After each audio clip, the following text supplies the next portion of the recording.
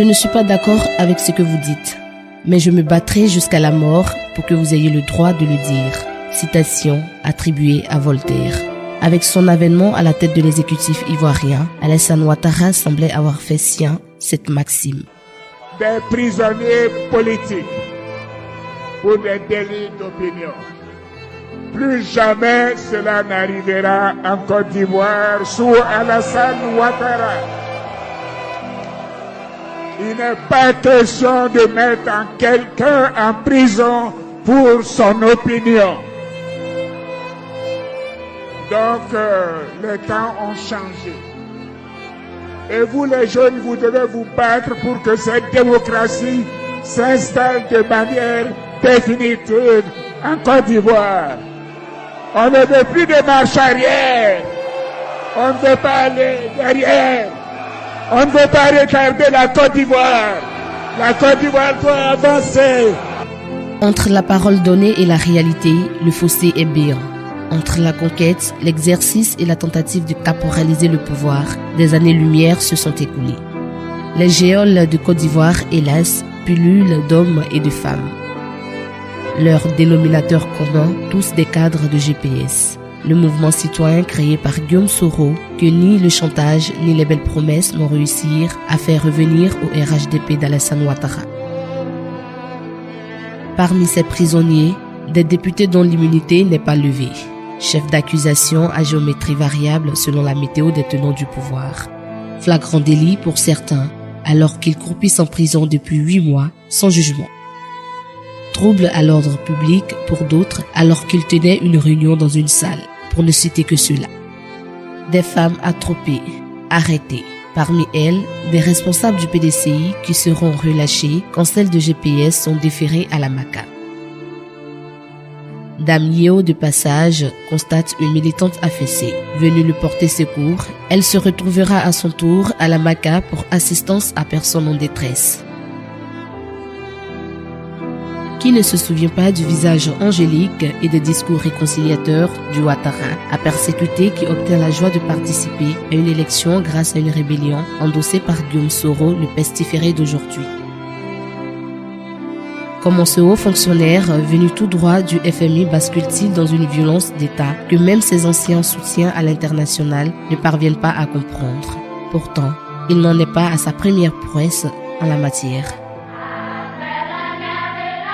Fin 1989, le président Félix Houphouët-Boigny appelle Alassane Ouattara à ses côtés pour conduire le plan d'ajustement structurel exigé par des institutions de Bretton Woods.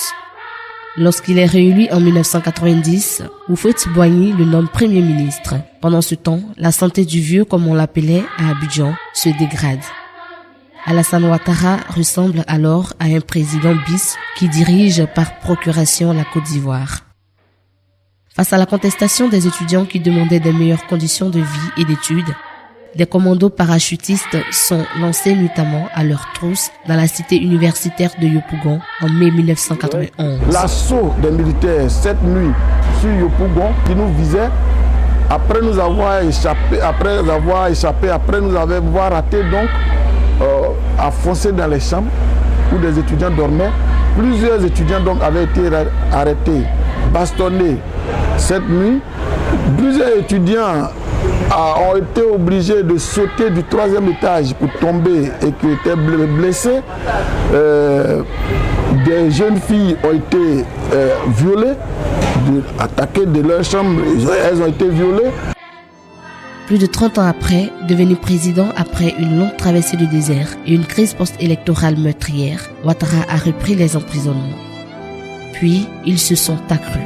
L'ancien président Laurent Gbagbo et son premier ministre Blé Goudé déportés à La Haye. Guillaume Soro, jugé par contumace, est tenu en exil. Ironie du sort. Laurent Gbagbo et Guillaume Soro sont ceux-là même qui ont rétabli Ouattara dans ses droits civiques. Plus de 40 familles sont aujourd'hui séparées sous le système Ouattara. Des enfants sont nés sans connaître leur père emprisonné.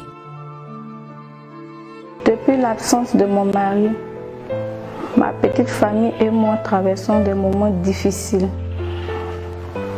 Avec la prière de la famille et le soutien, sa fille est née derrière lui. Il ne connaît pas sa fille. Sa fille non plus ne connaît pas son père. Que Dieu les fortifie. Qu'il soit fort. Le commissaire Rigobert Soro, jeune frère du président du GPS, n'est nullement impliqué dans les activités politiques. Il est retenu prisonnier depuis des lustres. Il est le père d'un bébé qu'il ne connaît même pas. Et il n'est pas le seul dans cette situation.